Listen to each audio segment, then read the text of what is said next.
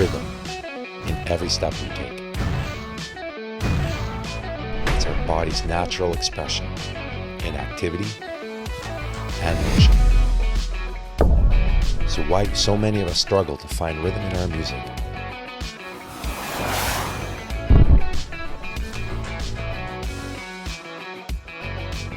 We must remember that music is supposed to be fun. We had rhythm when we took our first steps. We had rhythm in our first flight. And we had rhythm in our mother's womb. We don't just have rhythm, we are rhythm. Chapter 1. Who stole your groove? For so many of us, the concept of being rhythmic was taken at such a young age we don't even remember it happening. Maybe it was a classmate, a teacher, a family member. Somebody said, you can't dance, you can't tap, you can't drum, you're out of time. Or, even worse, get in line. And from then, we struggle. By the time we hit grade school, we're shown a myriad of options on how to think rhythm. And yet nowhere in our Western culture was it ever implied that we should be feeling rhythm. I'll never forget that first music class. Right after I got that detention, my teacher drew a circle on the board and said, "This means 4." I won't bother explaining how a circle equals 4, but let's move along with the idea that you are rhythm, and let's rekindle that magic that you have inside you. Lesson 1. Pulse, tempo, and beat per minute. On Wikipedia, pulse is defined as a series of uniformly spaced beats, either audible or implied, that sets the tempo and is the scaffolding for the rhythm. And by contrast, rhythm is always audible and can depart from the pulse. Nearly any listener instinctively matches the pulse by simply tapping uniformly, despite rhythmic variations. Although a performance may leave certain beats silent, the pulse remains as an abstraction. For example, even after a silent passage in a piece, the piece typically resumes on beat, as if it were, by referencing the implied pulse established before the silence. Now that's a lot of words to say. When you go to an AC/DC concert, trust me, you're nodding your head and you know what the pulse of the song is. Exercise 1. Tap tempo and beat per minute. My favorite tap tempo app is called Pro Metronome. It can be downloaded for iOS or Android on any app store. But any metronome that has a tap tempo feature will do. Tap tempo is a button you tap in rhythm to the pulse of a song. What I'd like you to do is listen to a song and get your body and your head moving. And as you find the beat, start tapping that little button until it gives you a number. Usually you'll have to tap it anywhere between 8 and 12 times before the number remains consistent. Let's try this with one of the most famous rock songs of all time, AC/DC's Back in Black.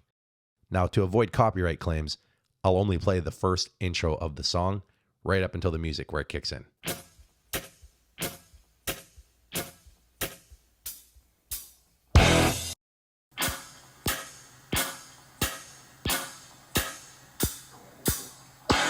What number did you get? We can also observe the pulse of a song by watching a badass drummer like Julia just wail on her kit. As complex as the rhythm is, there's an underlying pulse that's driving the song and the force that she's using to create the beats. Simply becoming aware of the beat per minute of a song by tapping along with your tap tempo will give you a much better idea of what you're dealing with. It's a lot of fun when you can start to uncover tempos and beat per minutes of songs without having to ask someone. Talk about rhythmic empowerment. Chapter 2. Move your body. Rhythm is a feeling, not a thought. You know, most cultures around the world feel their music and their rhythm without thinking it.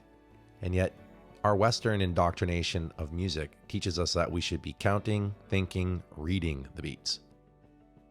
Is it any wonder why so much of our struggle with music starts at such a young age? That we're sort of hardwired into this really mechanical way of thinking about rhythm? Visit almost any South American or Latin-influenced country and you will notice that the children are extremely musical. Rhythm just seems to pour out of their fingers. Whatever instrument or vocals they choose to do, it just feels good and sounds like music. One of the most important things you have to do when you're playing music is feel it by moving to it. Now, traditionally, that is our foot tapping on the floor, our head nodding, but it can be more extreme. Your full body can be leaping back and forth as if you're at a rock concert. You can be swaying side to side slowly as if you're Axl Rose from Guns N' Roses. Whatever your body is doing that's helping you keep on top of the pulse, your music is going to benefit from it. Summary.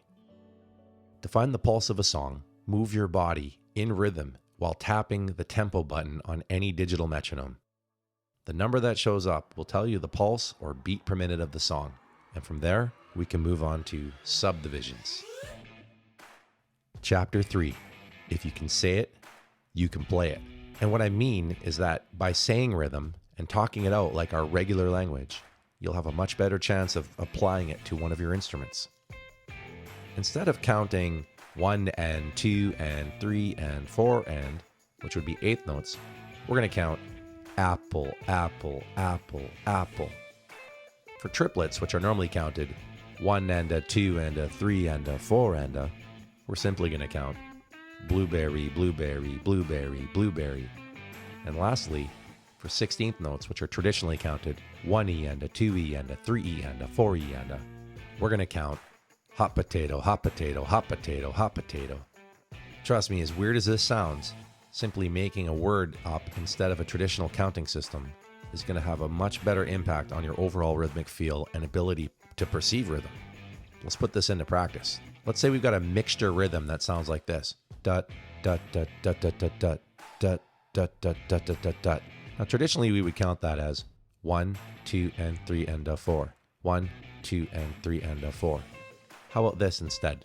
1, apple, blueberry, 1. 1, apple, blueberry, 1. Now, everyone's going to count a little differently, and if you're already an experienced musician and you've learned the traditional counting system, by all means, I'm not saying to abandon it and start counting apples. For most of our listeners who haven't done any extensive musical training, learning how to feel rhythm comes before counting it. One of the things I've noticed about newer musicians is they really struggle to keep track of where they are in the traditional counting system. In other words, counting up to 4 and keeping track of that is a distraction from the actual feeling of the rhythm.